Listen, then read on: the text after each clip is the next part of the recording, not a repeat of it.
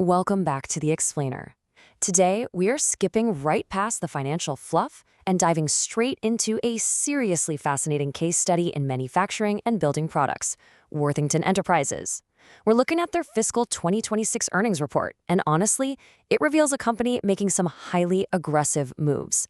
So, let's tear down this report together and see exactly how they engineered such a massive year. Okay, let's dive right into this. $1.4 billion. That is the headline full-year net sales milestone Worthington just crossed. Now, for a company that's actively reinventing its portfolio, hitting a number like this definitely caught my attention. It shows that their overall strategy is translating directly into top-line momentum. But how exactly did they get to that $1.4 billion mark? Let's look at Section 1, the growth engine, highlighting fiscal 26. The sheer momentum we're seeing on the top line is striking. Back in fiscal 2025, net sales were sitting at $1.15 billion. Fast forward just 12 months, and we are looking at $1.38 billion, which rounds right up to that $1.4 billion milestone. That is a blistering 20% year-over-year growth rate. Adding over $200 million to your top line in a single year shows some serious market demand. I mean, it's basically the corporate equivalent of hitting a grand slam in the bottom of the ninth. Now you might be thinking, are they just buying revenue at the expense of their profits? Well, no. This wasn't just some top-line vanity metric. Net earnings actually jumped an incredible 63%, hitting $155 million for the year. So it turns out, as Worthington grows its sales footprint, they're actually finding ways to become significantly more profitable in the process. Moving to Section 2, the M&A effect, and how it's fueling the top line. So the crucial point we need to unpack is exactly how much of that growth was engineered through inorganic M&A. Worthington clearly went on the offensive, acquiring Elgin Manufacturing and the LSI Group, and these were heavy lifters. They injected $44.1 million into Q4 net sales alone and a massive $121.7 million into the full year. But beyond just raw revenue, these moves are designed to fundamentally strengthen their overall position across the building envelope.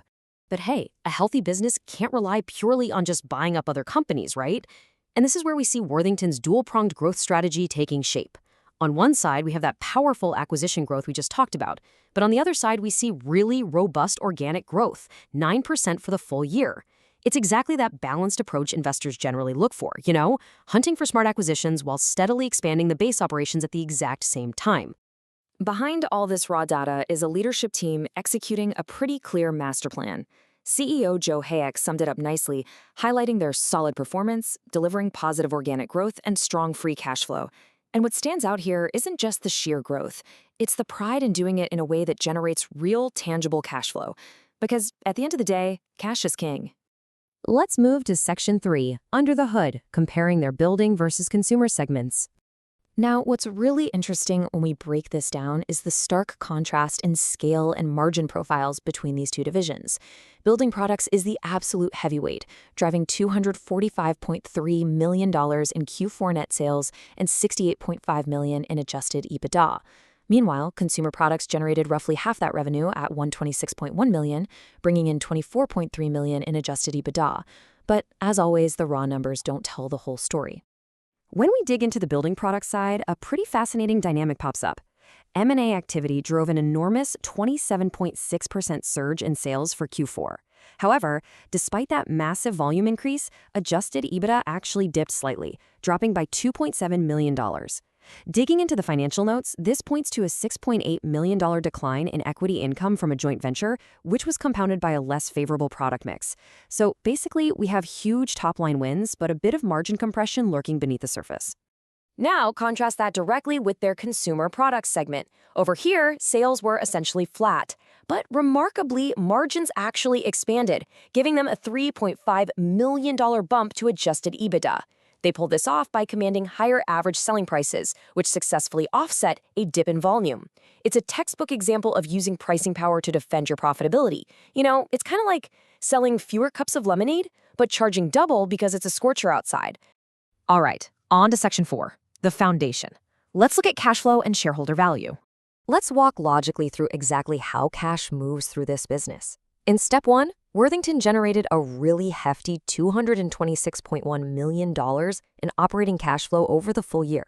Then, in Step 2, They reinvested $55.9 million back into the business through capital expenditures. And that includes ongoing facility modernizations.